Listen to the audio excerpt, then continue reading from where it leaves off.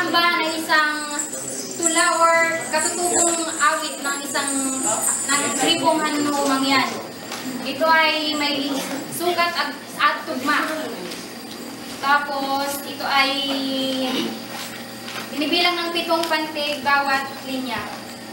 So, halimbawa ng ambahan, kang kalutang balante, numayag ti pasage, tunog mag-atuway de.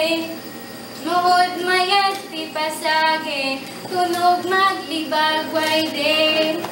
Ang isang ambahan ay malalim ang kahulugan nito. Hindi ito isang, ang mga salitang ginagamit dito ay hindi yung pagkaraniwang salita na ginagamit sa pang-araw-araw. Kami, kahit yung mga mangyansa ngayon sa bagong henerasyon, hindi namin maiintindihan yung isang ambahan dahil ito ay napakalalim ng kahulugan nito. Mga matatanda lang yung nakakaintindi nito. So, ang ginagawa namin, maraming mga na-document na ambahan, yun na lang ang aming pinapag-aralan.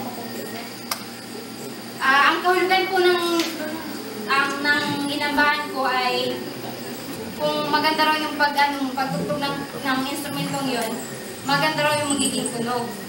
So, pero yung kahulugan nun, hindi lang tungkol dun sa instrumento. Ito ay pwede rin sa pakikisama natin sa kapwa. Kung maganda yung pakikisama mo, maganda rin yung magiging balik sa'yo. Kahit hindi lang sa kapwa-tao, maging sa kalikasan at sa hayop o sa iba pa. Anong ribugay pudan, sarin kapag manginan, mangunay aw sa kagnan, mamaybay aw banasan, mangunay sa kagnan, pagbataraw ay duyan, sa kanay po dupadan.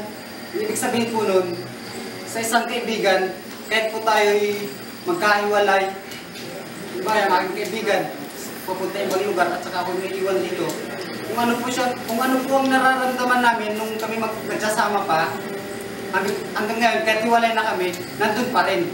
Yun pa rin, walang pagbabago. Yun po yung ibig sabihin natin. Ako na isitay, ako magpakisaysay, atay ko may banay. Sila sa ulang baybay, may balay, pag-ukaway, udwag magkapanangbay, dariit, waya kaaway. Ang ibig sabihin naman po na aking sinambahan, may isang binata, nangligaw sa kabilang bahay, na balitaan niya na may dalaga doon, na may bagong dating na dalaga. Kaya lang, ayun, dalagita pa lang daw, hindi ko daw pwedeng ligawan.